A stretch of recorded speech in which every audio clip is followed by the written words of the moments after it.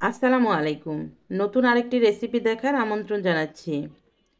আজ সুস্বাস্থ্যের কথা বিবেচনা করে ডিম, দুধ, কলার একই ব্যাটার দিয়ে দুটি ভীষণ মজার রেসিপি আজ আপনাদের সাথে শেয়ার করব। ডিম, দুধ, কলার কম্বিনেশনে এই নাস্তা বা পুডিং খেতে এতটা মজা হয়, যারা কখনো ডিম, দুধ, কলা খেতে পছন্দ করে না বা যে বাচ্চারা খায় না, এভাবে বানিয়ে দিলে তারা কিন্তু মজা করে খাবে। আমার রেসিপি ফলো করে আপনারা যতবার এই নাস্তাগুলো বানাবেন বা এই পুডিং বানাবেন ততবারই কিন্তু পারফেক্ট হবে। যারা সব সময় আমার রেসিপি ফলো করেন তারা নিশ্চয়ই জানেন আমার রেসিপিগুলো একটু বড় হলেও প্রতিটা রেসিপি তৈরি করার ক্ষেত্রে কিছু না কিছু ছোটোখাটো টিপস থাকে। সেই সকল টিপস আমি ভিডিওর মাধ্যমে আপনাদের সাথে শেয়ার করি, যা ছোট ভিডিওতে শেয়ার করা সম্ভব হয় না। তাই তো বলবো ভিডিওটি স্কিপ না করে পুরোটা দেখবেন, তাহলে পারফেক্ট রেসিপি তৈরি করে নিতে পারবেন। আর আমার রেসিপি ফলো করে যতবার বানাবেন ততবারই পারফেক্ট হবে ইনশাআল্লাহ। তো ভিউয়ার্স, চলুন তাহলে আমরা মূল প্রস্তুত প্রণালীতে চলে যাই। প্রথমে আমি আপনাদের পুডিং তৈরি করে দেখাবো। এজন্য ঝামেলা না বাড়িয়ে যে বাটির মধ্যে পুডিং সেট করতে দেব সেই বাটির মধ্যেই আমি ক্যারামেল তৈরি করে নিচ্ছি। তার জন্য এই মোল্ডের মধ্যে দিয়ে দিচ্ছি 1/3 কাপ চিনি, আর গ্যাসের ফ্লেম লো হিটে রেখে চিনিটা জাল করে নিচ্ছি। ক্যারামেল তৈরি করার ক্ষেত্রে পানি দিতে যাবেন না, তাহলে সেই ক্যারামেলটা কিন্তু ভালো হয় না। গ্যাসের ফ্লেম লো হিটে রেখে কিছুক্ষণ জাল দেওয়ার পরেই দেখবেন চিনিটা গলতে শুরু করেছে। সেই পর্যায়ে একটা চামচ দিয়ে এভাবে নাড়াচাড়া করতে হবে। যখন চিনিটা গলে গিয়ে ক্যারামেল হতে ধরবে তখন গ্যাসের ফ্লেম বন্ধ করে দিতে হবে, আর চুলার গরমে ক্যারামেলের কালারটা খুব সুন্দর হবে। ক্যারামেলটা যেন পুড়ে না যায় সেদিকটা খেয়াল রাখবেন। ক্যারামেল যদি পুড়ে যায় তাহলে পুডিংটা খেতে কিন্তু তেতো হবে। তো আমি যেহেতু এটা ব্যানানা পুডিং বানাবো, এই জন্য আমি আগে থেকে একটা কলা থেকে কয়েকটি পিস এভাবে স্লাইস করে কেটে নিয়েছি। সেই কলার স্লাইস করা পিসগুলো ক্যারামেলের মধ্যে দিয়ে দিচ্ছি। এবার এই বাটিটা এক সাইডে রেখে দিচ্ছি যেন ক্যারামেলটা পুরোপুরি সেট হয়ে যায়। এবারে আমি যে নাস্তাগুলো বানাবো আর পুডিংটা বানাবো তার জন্য আমি একসঙ্গে 3টা ডিম নিয়েছি, আর তার সাথে 3টি কলা নিয়েছি, বড় সাইজের কলা। এবার কলাগুলো একটু এভাবে স্লাইস করে কেটে নিচ্ছি, এতে করে ব্লেন্ড করতে সুবিধা হবে। এবারে এই 3টি ডিম আর এই কলাগুলো আমি একটা ব্লেন্ডার জারের মধ্যে নিয়ে নিলাম। তার মধ্যে দিয়ে দিচ্ছি 1/2 কাপ চিনি।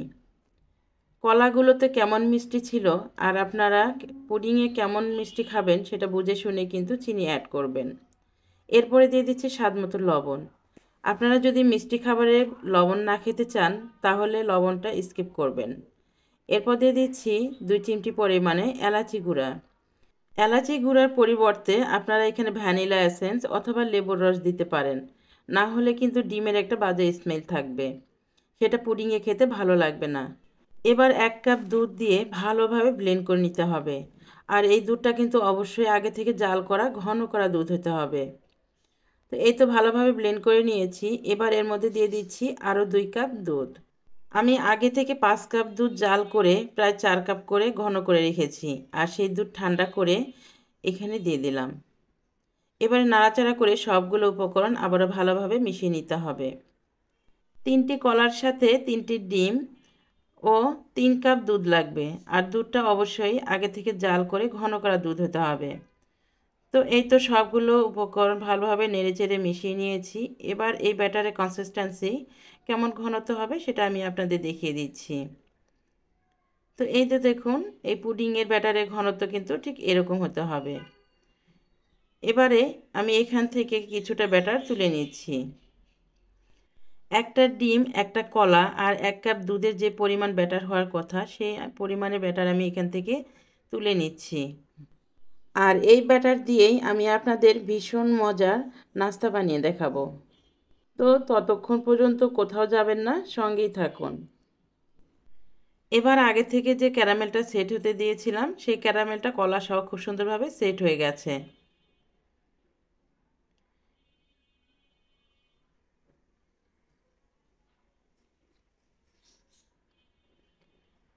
এবারে পুডিংয়ের মিশ্রণটা একটা ছাঁকনির সাহায্যে ছেঁকে দিচ্ছি।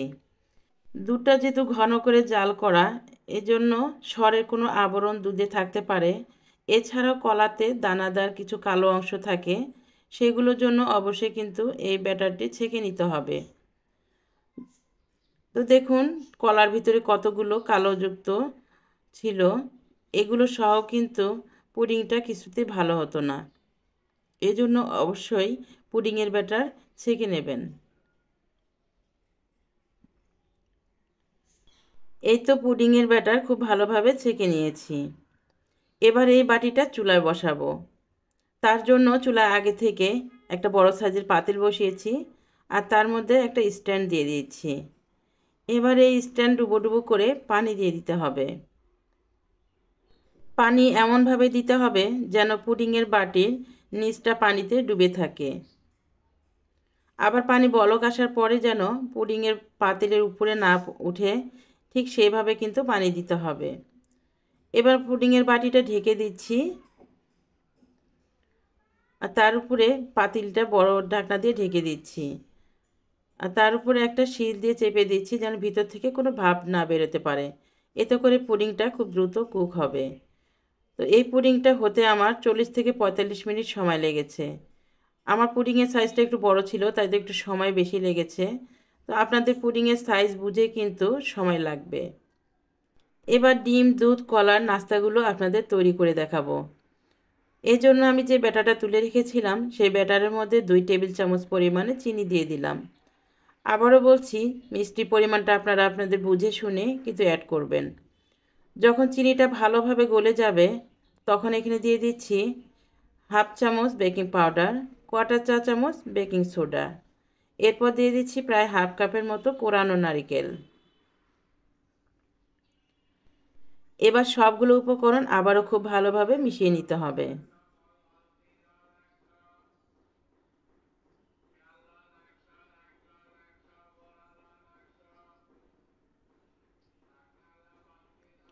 যখন খুব ভালোভাবে মেশানো হয়ে যাবে, তখন এখানে আমি নিয়ে নিচ্ছি আটা।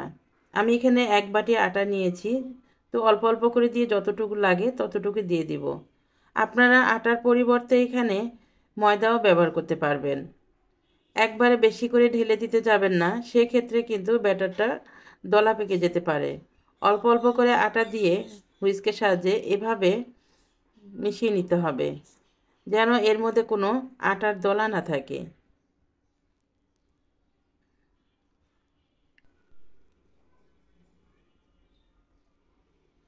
ভালোভাবে যখন মেশানো হয়ে যাবে, তখন আমি এখানে আরও কিছুটা আটা দিয়ে দিচ্ছি। আচ্ছা, আপনারা যদি মনে করেন ব্যাটারের পরিমাণ বুঝে নাস্তাগুলো কম হয়ে যাবে, সেক্ষেত্রে আপনারা এখানে অল্প করে আটা দেবেন। ব্যাটার ভালোভাবে মেশানোর পর একটু দুধ দেবেন, আবারও সামান্য একটু আটা দেবেন। এভাবে কিন্তু আপনারা ব্যাটারের পরিমাণটা বাড়াতে পারেন। তো এখানে আমি 2 বার করে দুধ দিয়েছি, আর 2 বার করে আটা দিয়ে ভালোভাবে মিশিয়ে নিয়েছি। আর এই দুধটা আগে থেকে যে আমি জাল করে ঘন করে রেখেছিলাম, সেই দুধটাই দিয়েছি। আর এইভাবে দিলে এই নাস্তাগুলো খেতে এত মজা হয়, আপনারা বাসায় অবশ্যই ট্রাই করবেন, তাহলে বুঝতে পারবেন নাস্তাগুলো খেতে কতটা মজা হয়। এগুলো কিন্তু তেল পিঠার মতো হয় না, আবার তেল পিঠার মতো কিছুটা, এত যে মজা হয় যা বলার মতো না। তো এই তো দেখুন আমি ব্যাটারটা করে নিয়েছি, আর এই ব্যাটারের কনসিস্টেন্সি ঠিক এরকম ঘনত্ব হতে হবে। তেল পিঠা থেকে একটু ঘন হবে এই ব্যাটার। এবার আমি এই পিঠাগুলো ভাজার জন্য চুলায় আগে থেকেই তেলটা বসিয়েছি, আর এই তেলের মধ্যে এরকম একটা গর্তযুক্ত চামচ দিয়ে দিচ্ছি, আর তেলের সাথে সাথে এই চামচটা সহ গরম করে নিচ্ছি। হাই হিটে রেখে তেলটা গরম করে নিয়েছি কিছুক্ষণ। তেল যখন একটু গরম হবে, তখন গ্যাসের ফ্লেম মিডিয়াম হিটে রেখেছি।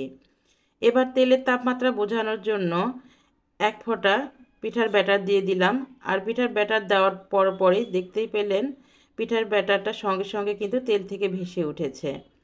তার মানে আমাদের তেলের তাপমাত্রাটা একদম ঠিক আছে।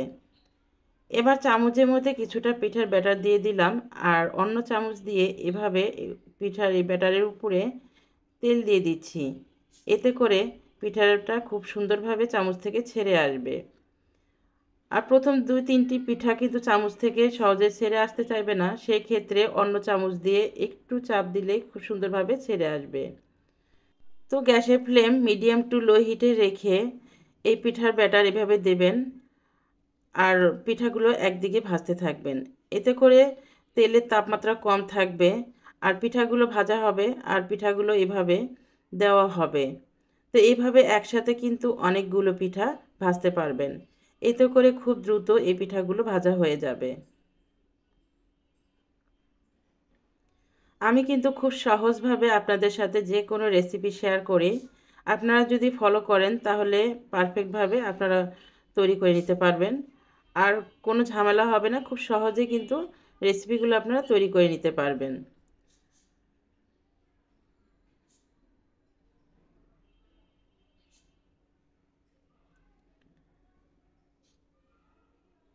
তো এই তো দেখুন আমি একসাথে কতগুলো পিঠা বানিয়ে নিয়েছি আর এই পিঠাগুলো কিন্তু একসাথে এতগুলো পিঠা হয়ে যাচ্ছে। তো একটা একটা করে পিঠা না ভেজে এভাবে কিন্তু আপনারা করে নিতে পারেন। আর এই পিঠার ভেতরে যে এত সুন্দর, একদম পাউরুটি যেমন তার ভিতরে যেমন নরম তুলতুলে হয়, এই পিঠাগুলোর ভিতরে কিন্তু ঠিক সেই রকমই তুলতুলে হয়ে থাকে। তো পিঠার ব্যাটার একদিকে দিতে দিতে অন্যদিকে কিন্তু বাকি পিঠাগুলো হয়ে যায়। তো যেগুলো পিঠা হয়ে যাবে সেগুলো তুলে নিতে হবে। আর এই পিঠাগুলো গ্যাসের ফ্লেম বাড়িয়ে দিয়ে ভাজতে যাবেন না, তাহলে পিঠার ভেতরটা কিন্তু কাঁচা থেকে যাবে আর উপরটা শুধু লাল হবে। গ্যাসের ফ্লেম লো মিডিয়ামের মাঝে রেখে এভাবে চামচে করে পিঠার ব্যাটার দিতে থাকবেন। অন্যদিকে পিঠাগুলো কিন্তু ভাজা খুব সুন্দরভাবে হয়ে যাবে। আমার তো মনে হয় এটা অনেক সহজ কাজ, আপনাদের সাথে খুব সহজে কিন্তু আমি শেয়ার করেছি আর বুঝিয়ে দিয়েছি। আশা করছি আপনারা আমার রেসিপি দেখে বুঝতে পেরেছেন। তো এইভাবে কিন্তু আমি সবগুলো পিঠাই বানিয়ে নিব। আর পিঠার কালার দেখে নিশ্চয়ই বুঝতে পারছেন এই পিঠাগুলো খেতে কতটা সুস্বাদু হবে। শুধু দেখতেই সুন্দর না, এগুলো খেতে আলহামদুলিল্লাহ অনেক বেশি মজা। তো এই তো সবগুলো পিঠা আমি এভাবে ভেজে নিয়েছি। এবার আমি পিঠাগুলো তেল থেকে তুলে নিয়েছি। কলার এই পিঠাগুলো খেতে কতটা সুস্বাদু হয় আপনারা না খেলে বুঝতে পারবেন না। যারা খেয়েছেন তারা বুঝতে পারবেন। আর যারা খাননি এভাবে খেয়ে দেখবেন আসলে কেমন লাগে। তো আমি একটা পিঠা আপনাদের ভেঙে দেখিয়ে দিলাম যে দেখুন পিঠার ভেতরটা কতটা নরম তুলতুলে। আর পাউরুটির ভেতরটা যেমন নরম, এই পিঠাগুলোর ভেতরটা কিন্তু ঠিক ততটাই নরম। আর দেখুন পিঠার ভেতরটা কেমন। তো আলহামদুলিল্লাহ অনেক মজা হয়েছিল পিঠাগুলো।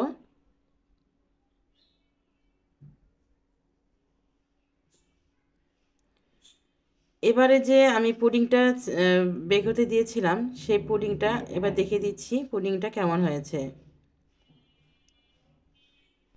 তো এই পুডিংটা বেক হতে আমার 45 থেকে 50 মিনিটের মতো সময় লেগেছে। এবার আমি একটা স্টিকের সাহায্যে দেখিয়ে দিচ্ছি, দেখুন স্টিকটা কিন্তু একদম ক্লিন এসেছে। তো পুডিংটা আমাদের খুব সুন্দরভাবে কিন্তু সেট হয়ে গেছে। এবার এই পুডিংটা আমি ঠান্ডা করে নেব, এরপর ফ্রিজে রেখে দিব 1 ঘন্টার জন্য।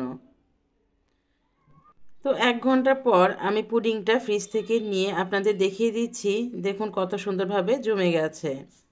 গরম পুডিং কোনোভাবে কিন্তু ডিমোল্ড করতে যাবেন না, তাহলে পুডিংটা ভেঙে যাবে। এবার আমি পুডিংটা ডিমোল্ড করে নিচ্ছি। পুডিংটা ফ্রিজে রাখার ফলে পুডিং কিন্তু খুব সহজেই মোল্ড থেকে আউট হয়ে যায়। তো এই তো দেখুন পুডিংটা দেখতে কত সুন্দর হয়েছে, মাশাআল্লাহ। পুডিংটা দেখতে কেমন হয়েছে আপনারা কিন্তু অবশ্যই কমেন্ট করে জানাবেন। আর এবার আমি পুডিংটা আপনাদের কেটেও দেখিয়ে দিচ্ছি যে পুডিংটা কত সুন্দর হয়েছে ভেতরটা। তো আমি উপরে কলা দিয়েছিলাম, এই কারণে কিন্তু কাটার সময় একটু ছেড়ে আসছে কলার জায়গা থেকে। তো পুডিংয়ের ভেতরটা কিন্তু অনেক সুন্দর মসৃণ ছিল আর কোনো ছিদ্রযুক্ত ছিল না। পুডিং যদি ওভারকুক করা হয় তাহলে কিন্তু পুডিং ছিদ্রযুক্ত হয়ে থাকে। তো পুডিংটা দেখে নিশ্চয়ই বুঝতে পারছেন কতটা পারফেক্ট হয়েছে। তো ভিউয়ার্স, যারা ধৈর্য সহকারে ভিডিওটি দেখেছেন আপনাদেরকে অসংখ্য অসংখ্য ধন্যবাদ জানাচ্ছি। আমার আজকের রেসিপি ভালো লাগলে প্লিজ চ্যানেলটি সাবস্ক্রাইব করবেন আর ভিডিওতে লাইক শেয়ার করবেন। তো আজকের মতো এখানে বিদায় নিচ্ছি, দেখা হবে আবার নতুন কোনো এপিসোডে। সে পর্যন্ত সবাই ভালো থাকবেন, সুস্থ থাকবেন। আল্লাহ হাফিজ।